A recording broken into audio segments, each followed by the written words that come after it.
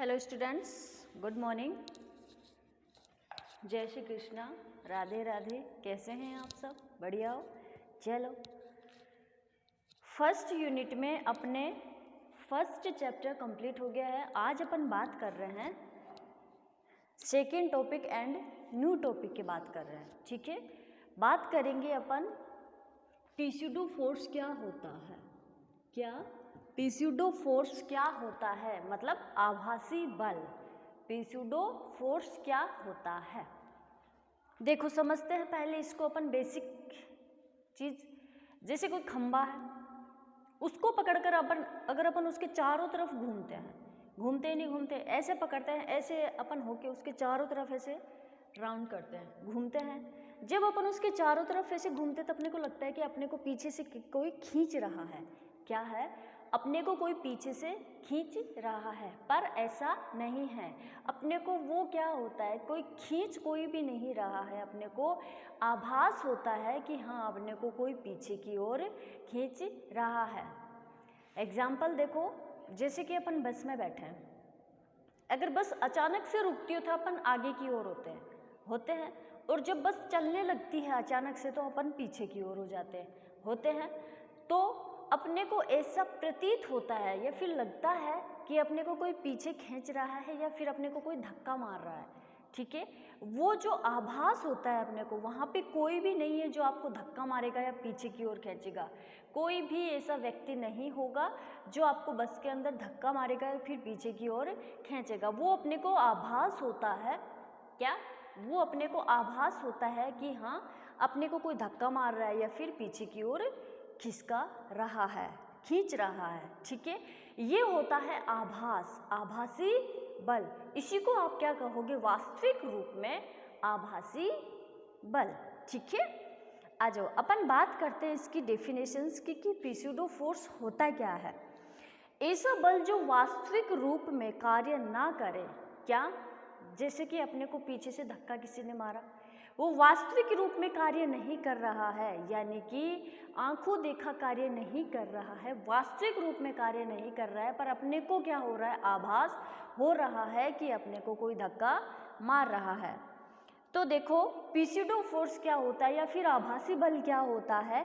ऐसा बल जो वास्तविक रूप में कार्य ना करे परंतु लगता हुआ प्रतीत हो, ऐसे बल को क्या कहेंगे? आभासी बल कहते हैं। क्लियर है? आ जाओ, आगे अपन बात करते हैं। वो ही अपन दो फ्रेम लेंगे, एक लेंगे अपन स्थिर और एक अपन लेंगे गतिशील। तो चलो, हेडिंग क्या है देखो, अपनी एकदम न्यू हेडिंग है आज।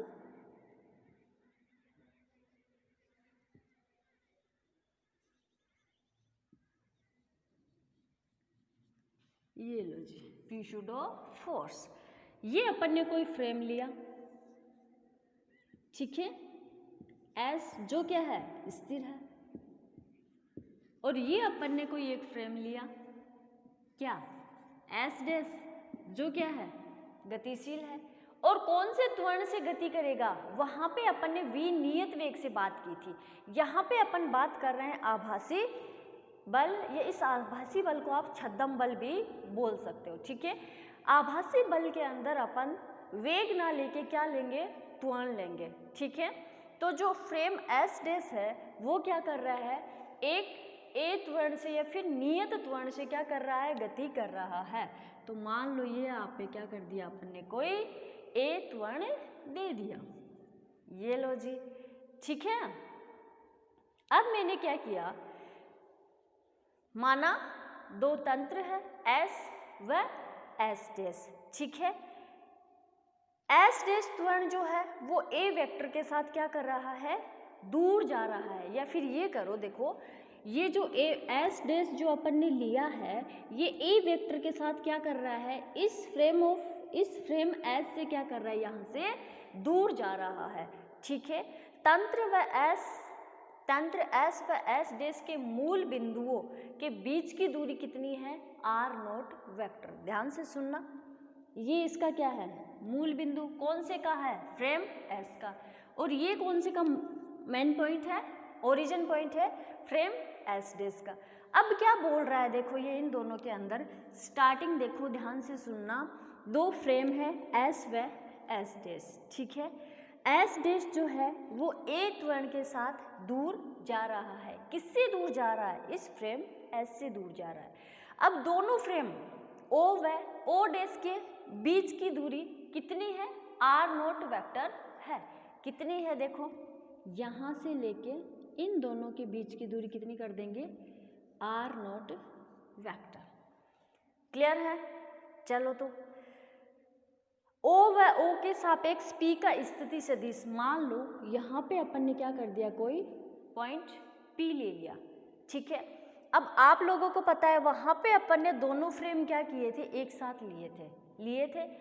और यहाँ पे क्या कर रहे हैं? वो साथ क्यों लिए थे? क्योंकि वहाँ पे कोई भी ऐसी कंडीशन नहीं दे रखी थी अपने को कि वो इस त्वरण के साथ क्या कर रहा है? दूर जा रहा है। वो दोनों क्या थे? या तो नियत था। सेकंड नियत माना था तो अपन ने वहाँ पे ऐसा डायग्राम बना दिया। पर ये टॉपिक क्या है? उससे डिफरेंट है, ओके। इसलिए यहाँ पे मैंने कोई पॉइंट पी ले लिया, ठीक है।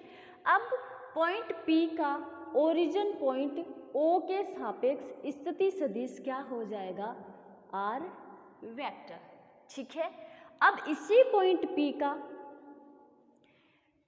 इस वाले के सापेक्ष क्या हो जाएगा? पी का स्थिति सदिश आर व देखो जैसे अपन ने ओरिजिन पॉइंट ओ के सापेक्ष इसका स्थिति सदिश क्या लिखा? आर वेक्टर लिखा। ऐसे ही इस पॉइंट पी का अपन ओरिजिन पॉइंट ओ डैश के साथ क्या कर देंगे? पोजीशन वेक्टर क्या लिख देंगे?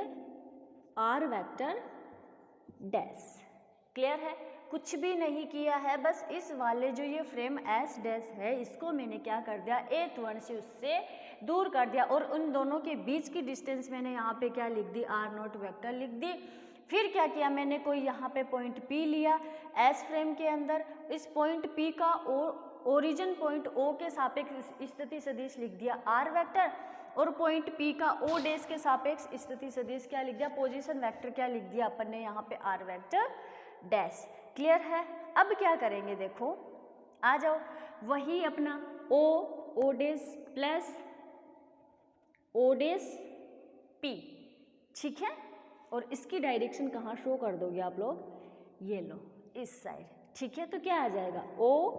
ओ dash plus O dash P equal क्या आ जाएगा? ओ व पी वेक्टर। क्लियर है? अब देखो क्या करना है मेरे को, यहाँ से ओ डैश पी वेक्टर की वैल्यू चाहिए तो आ जाओ। फिर ये क्या हो जाएगा? O P minus O dash. Clear है? चलो जी, अब देखो ओ पी के सापेक्ष वेक्टर ओ डैश पी की वैल्यू कितनी है? ओ डैश पी का पोजीशन वेक्टर क्या लिया था? आर वेक्टर डैश है, तो लिख दो यहाँ पे R vector dash equal O P की आप लोग जानते हो कितना है? आर माइनस ओ डैश की डिस्टेंस भी आप लोग जानते हो कितनी होती है? R naught vector. क्लियर है? चलो जी, अब क्या करना है अपने को? देखो इस पोजीशन वेक्टर का आप लोग टी के सापेक्ष अगर एक बार डिफरेंशिएशन करोगे तब आप लोगों के पास किसकी इक्वेशन आएगी? वेलोसिटी की इक्वेशन आएगी। और जब इसी स्थिति का आप या फिर इसी पोजीशन वेक्टर का या फिर इसी पोजीशन का आप टी के सापेक्ष रेस्पेक्ट टू टी के सापेक्ष अगर दो बार डिफरेंशिएशन करोगे तब आप लोगों के पास क्या आएगा? एक्सेलरेशन आएगा। क्या आएगा? त्वरण आएगा। तो क्या कर देंगे अपन? इसी इक्वेशन का दो बार टी के सापेक्ष अवकलन करने पर अपने को क्या चाहिए? त्वरण चाहिए। तो कर दो फिर इसका।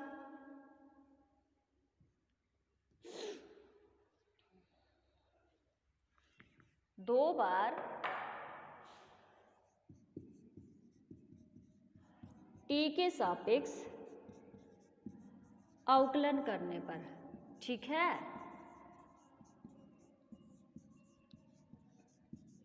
चलो जी, करोगे तो क्या हो जाएगा? D square R dash upon D T square, D square R dash upon D T square equal D square R upon D T square minus D square R naught upon D T square. Clear है यहाँ तक? अब क्या करेंगे, माना P पर m द्रव्यमान का कण है, क्या कर लेंगे, ये जो P है इसके ऊपर m द्रव्यमान का क्या कर देंगे, कण है। अगर P के ऊपर अपन m द्रव्यमान का कण ले लेंगे तो ये जो इक्वेशन आई है ये कहाँ से आई है, इसी P से तो आई है, तो उस m से इस वाली इक्वेशंस को क्या कर देंगे, मल्टीप्लाई कर देंगे। ठीक है, तो देखो माना P पर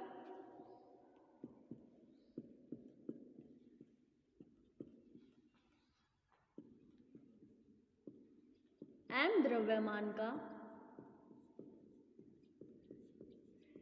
कण है, तो क्या कर दोगे, इसको m से मल्टीप्लाई कर दो, D square R dash upon D T square equal m D square R upon D T square minus m D square R naught upon D T square. ये लो कर दिया। चलो अब आप लोगों को पता है, आप लोगों ने फ्रेम ऑफ रेफरेंस के अंदर कुछ ऐसे पढ़ा था कि F इक्वल क्या होता है, m ए होता है, और ये कंडीशन कब आती है आप लोगों के पास, m D square R upon D T square होता है, तो इसकी जगह क्या लिखते हो आप, m ए। अगर F m ए आ गया तो m ए को क्या लिखोगे आप, F लिखोगे कि नहीं लिखोगे, तो क्या अपन इस इक्वेशन को डायरेक्ट ऐसे लिख सकते हैं, F vector dash equal F vector minus, इसको क्या कर दोगे आप लोग, M। ये देखो D square R naught upon D T square है, ये जो आर नोट की ये जो डिस्टेंस है ये किसके सापेक्ष है, या फिर कौन से फ्रेम के ओरिजिन पॉइंट पे है, ये देखो फ्रेम एस डेस के ओरिजिन पॉइंट पे है, जो क्या कर रहा है, ए त्वरण से, ए एक्सेलरेशन से क्या कर रहा है, इससे दूर आ रहा है। तो क्या मैं इस नोट आर नोट की जगह ए लिख सकती हूँ, क्या अपन इस आर नोट की जगह ए वेक्टर लिख सकते हैं, तो देखो ये अपने पास क्या आया, D square R naught upon D T square, इसके जगह अपन क्या लिख देंगे, ये ए वेक्टर लिख देंगे। तो चलो ये लो जी, ये अपना क्या होता है, ये अपना क्या हुआ, छद्म बल हुआ। ठीक है, अब एक चीज और देखो, यहाँ पे एफ डेस क्या है, तंत्र एस डेस के सापेक्ष क्या है, तंत्र एस डेस के सापेक्ष बिंदु P पर क्या है, फोर्स हो जाएगा। ध्यान से सुनना, ये जो F वेक्टर डैश है ये यहाँ पे क्या है, इस फ्रेम S के सापेक्ष पॉइंट P पर क्या है, बल है, फोर्स है। ठीक है, और ये F वेक्टर क्या है, तंत्र फ्रेम S के सापेक्ष पॉइंट P के ऊपर, इसके सापेक्ष पॉइंट P के ऊपर क्या है, फोर्स है। ओके, अब यहाँ तंत्र S के सापेक्ष बिंदु P स्थिर है तो लगने वाला बल क्या हो जाएगा, देखो क्या बोल रही है कंडीशन, यहाँ तंत्र S के सापेक्ष बिंदु P स्थिर है, इस तंत्र के सापेक्ष, इस फ्रेम के सापेक्ष ये जो पॉइंट P है ना, ये क्या है, स्थिर है। इसके सापेक्ष मानोगे तो गतिशील होगा और इसके सापेक्ष मानोगे तो क्या होगा, स्थिर होगा। क्यों, क्योंकि ये खुद भी तो स्थिर है, तो स्थिर है तो इसका पॉइंट P भी क्या हो जाएगा, स्थिर हो जाएगा। किसके सापेक्ष, फ्रेम S के सापेक्ष। फ्रेम S के सापेक्ष अपन ने कौन सा फोर्स निकाला था, ये वाला, तो क्या अपन इसको 0 लिख सकते हैं, लिख सकते हैं। तो देखो यहाँ तंत्र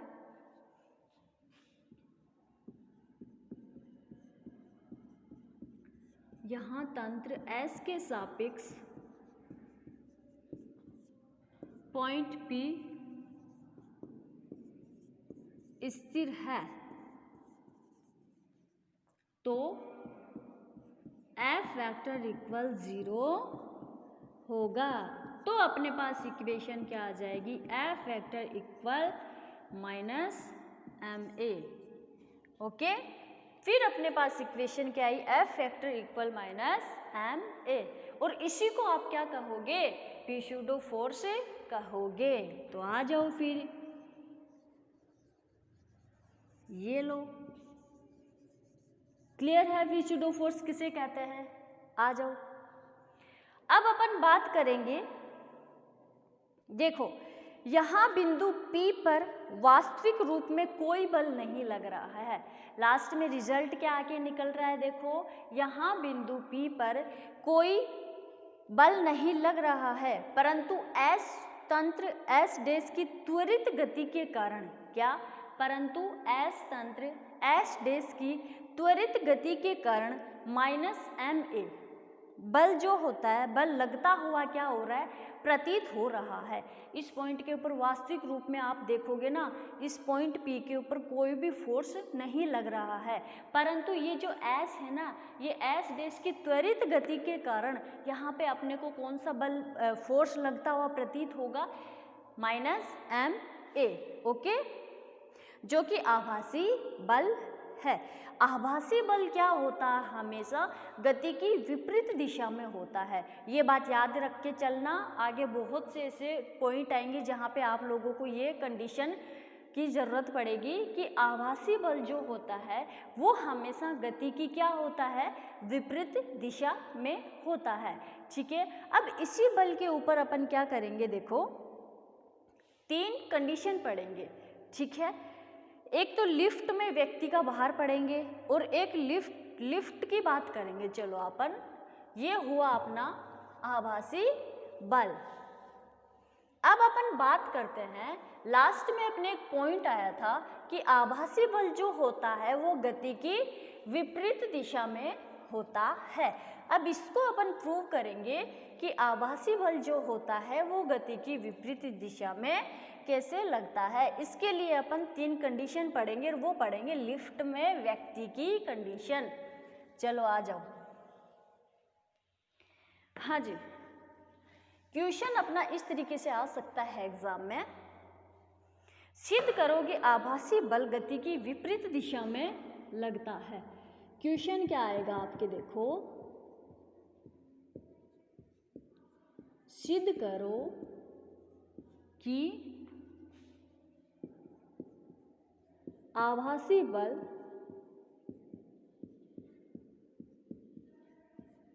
गति की विपरीत दिशा में लगता है। चलो इसको देखते हैं अपन,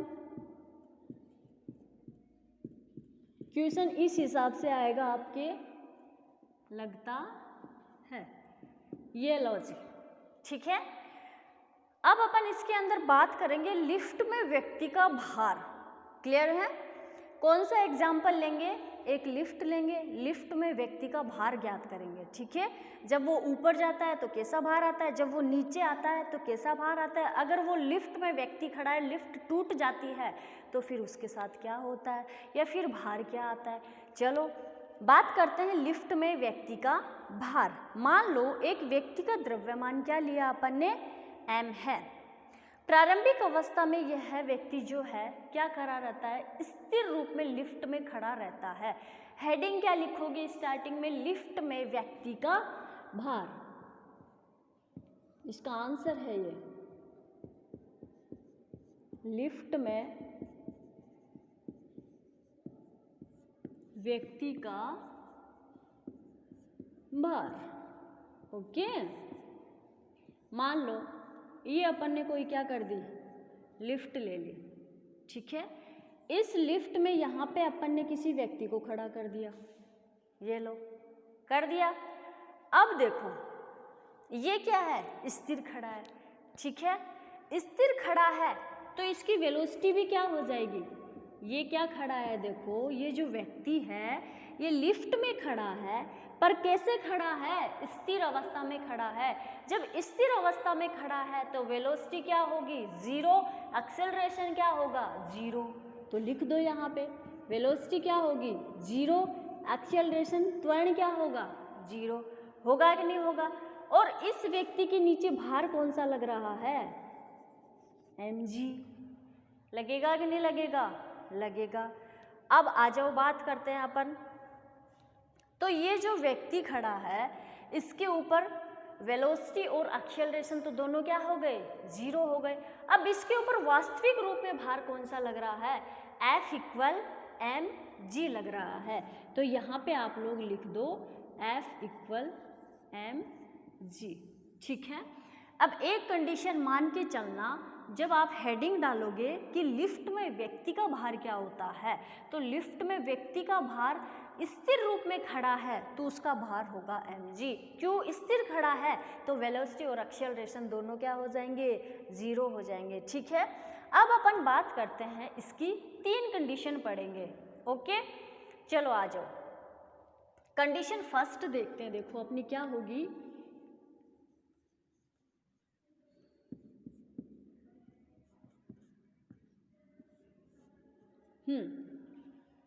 यदि लिफ्ट ए त्वरण से ऊपर की ओर जाए, यदि लिफ्ट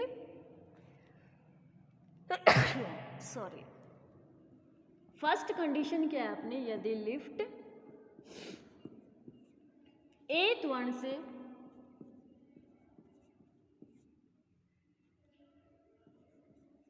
ऊपर की ओर जाए, ये लो जी, ठीक है। लिफ्ट अपन ने बना रखी है, व्यक्ति जी को अपन ने बिठा रखा है, चेंज क्या करना है अपने को, देखो यहाँ पे एक फिर से ले लो, चलो कोई दिक्कत नहीं है, या फिर छोड़ो आप लोग, इसी के ऊपर देख लो आप लोग, ठीक है। अब ये क्या बोल रहा है, ये कंडीशन कब थी, स्थिरता तब थी। अब देखो क्या बोल रही है कंडीशन फर्स्ट, यदि लिफ्ट ए त्वरण से ऊपर की ओर जा रही है, ये व्यक्ति जी बैठे हैं, क्या कर रहा है, ए त्वरण से ऊपर की ओर जा रही है, तो डायरेक्शन कहाँ दिखा दोगे, ऊपर की ओर दिखा दोगे, और ये क्या है, ए त्वरण। अगला बोल रहा है कि ए त्वरण से ऊपर की ओर जा रहा है, यानी कि स्थिर नहीं है, तो यहाँ पे क्या हो जाएगा, त्वरण हो जाएगा। और आप लोगों को पता है अगर वो ऊपर जाएगा तो नीचे की ओर भार क्या लगेगा, इसका जी लगेगा कि नहीं लगेगा, लगेगा।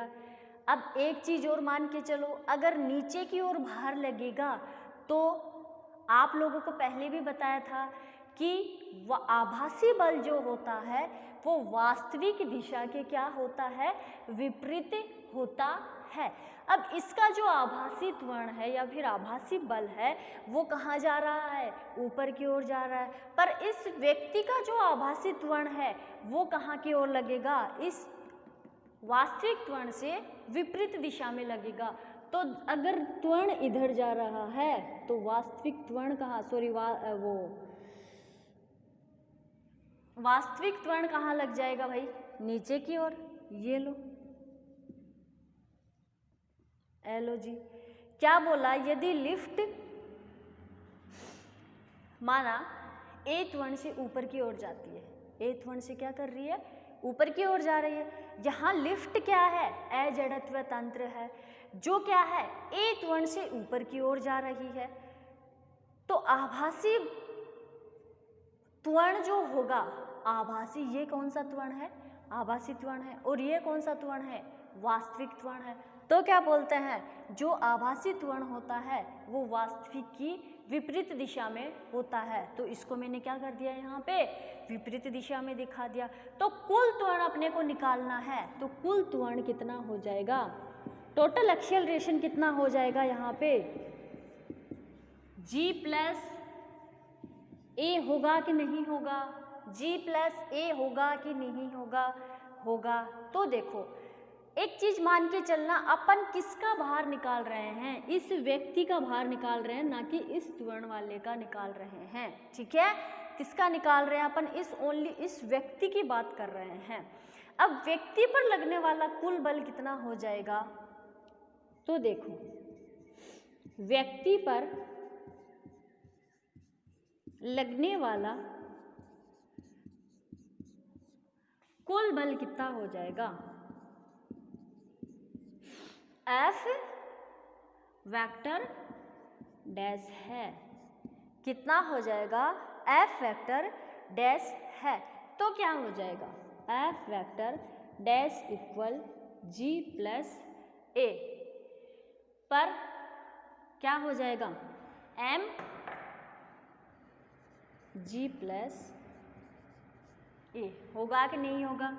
चलो तो फिर ये अपन ने कौन सी कंडीशन पढ़ी? देखो इसके साथ आपको भी पता है कि एम जी लगता है, नीचे लगता है कि नहीं लिखता है, तो एम मैंने यहाँ पे लिख दिया, जी यहाँ पे था, तो क्या दिक्कत हो गई भाई?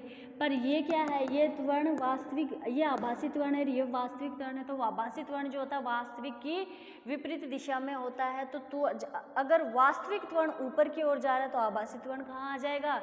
नीचे की ओर आ जाएगा। ये अपनी फर्स्ट कंडीशन थी। सेकंड कंडीशन की बात करते हैं, यदि लिफ्ट ए त्वरण से नीचे की ओर आ रही है, ठीक है, या फिर एक चीज देखो यहाँ पे, यहाँ एफ डैश का मान क्या होगा? सदैव एफ से अधिक होगा, अर्थात लिफ्ट की गति ऊपर की ओर होने पर व्यक्ति का क्या होता है? भार बढ़ जाता है। क्या होता है? अगर लिफ्ट ऊपर की ओर गति करेगी तो व्यक्ति का भार बढ़ जाता है, ठीक है। सेकंड कंडीशन अपन लेंगे, यदि लिफ्ट ए त्वरण से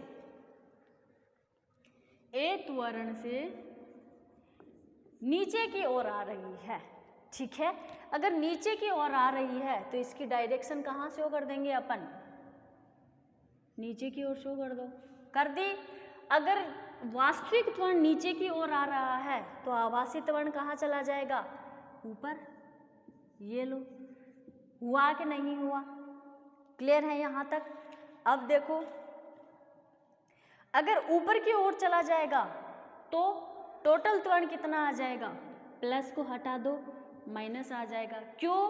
क्योंकि एक की डायरेक्शन नीचे की ओर आ रही है, एक की डायरेक्शन ऊपर की ओर जा रही है, तो ये क्या हो जाएगा? जी माइनस ए। व्यक्ति पर लगने वाला कुल बल कितना है? एफ डैश है, तो एफ डैश इक्वल क्या आ जाएगा? एम जी माइनस ए। ये अपनी कौन सी थी? Second condition. कंडीशन क्या थी? जब व्यक्ति, यदि लिफ्ट ए त्वरण से नीचे की ओर आ रही है तो रिजल्ट क्या निकल के आ रहा है? नीचे की ओर आ रही है तो व्यक्ति का भार क्या होगा? आप लोगों को कम प्रतीत होता दिखाई देगा। क्यों? क्योंकि माइनस है, इसलिए क्या हो जाएगा?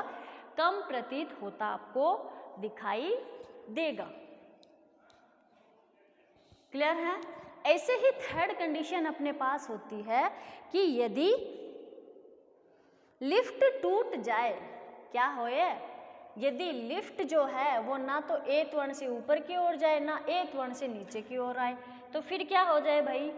यदि लिफ्ट टूट जाए, अरे बाप रे, अगर ये लिफ्ट टूट जाती है तो मुक्त अवस्था में नीचे आएगी। क्या होगी? अगर लिफ्ट ऊपर जाके टूट जाती है तो आप लोगों को भी पता है कि वो एकदम फ्रीली माइंड में, उसके माइंड में कोई भी टेंशन नहीं रहेगी, कोई भी प्रेशर नहीं रहेगा। अगर लिफ्ट टूट जाती है तो डायरेक्ट कहाँ आती है? नीचे आती है। अगर नीचे आती है, नीचे आके वो व्यक्ति क्या खड़ा रहेगा? एकदम मुक्त अवस्था में खड़ा रहेगा। यदि लिफ्ट का त्वरण ए इक्वल जी होगा, क्या हो जाएगा? व्यक्ति का त्वरण ए इक्वल क्या हो जाएगा? जी हो जाएगा। ये जो त्वरण है, ये कौन सी कंडीशन में होगा? जब वो लिफ्ट टूट जाएगी। अगर वो लिफ्ट टूट जाएगी तो वो मुक्त अवस्था में क्या आएगी? नीचे आएगी। तो वो व्यक्ति जो है ना, वो जिस त्वरण से गति कर रहा था तो वो त्वरण भी क्या हो जाएगा? उसका जी हो जाएगा। क्यों? क्योंकि नीचे की ओर आ रही है, ठीक है। यहाँ फिर कंडीशन क्या बन जाएगी? जी माइनस ए होगा। होगा कि नहीं होगा? कंडीशन यही रहेगी, जी माइनस ए। पर यहाँ पे ए इक्वल भी देखो क्या दे रखा है? जी दे रखा है। तो यहाँ पे क्या पुट कर दोगे? जी। ये क्या आ गया? 0। तो एफ इक्वल ये क्या हो जाएगा? जी। तो एफ डैश इक्वल क्या हो जाएगा यहाँ पे? कि उस व्यक्ति के ऊपर कोई भी फोर्स कार्य नहीं करेगा। यहाँ व्यक्ति का कुल भार 0 हो जाएगा और इसे क्या कहेंगे? भारहीनता की स्थिति कहा जाता है। क्लियर है? जब लिफ्ट टूटती है तो वो नीचे आती है। जब नीचे एकदम गुरुत्वाकर्षण या फिर पृथ्वी से टकराती है, फिर नीचे आके टकराती है, तो वो व्यक्ति जो उसका भार जो है A=G है, तो वो नीचे लिफ्ट गिरते ही वो कहाँ आता है? डायरेक्ट ऊपर आके उसका सर ऊपर लगता है और वो क्या होता है? उसकी क्या हो जाती है? मौत हो जाती है। ठीक है, ये था अपना आभासी त्वरण। और अगर क्वेश्चन बोले आप लोगों को कि सिद्ध करो कि आभासी बल जो है वो गति की विपरीत दिशा में होता है, तो सबसे पहले लिफ्ट में व्यक्ति का भार ज्ञात करोगे, जो अपने पास क्या आया था? F= क्या आया था भाई? F=mg आया था। फिर आप लोग ये तीनों कंडीशन लगा के वहाँ पे आंसर लिख देना, आपका कोई भी नंबर काटने वाला नहीं रहेगा। ओके जी, अब अपन बात करेंगे नेक्स्ट क्लास में। ठीक है, थैंक यू।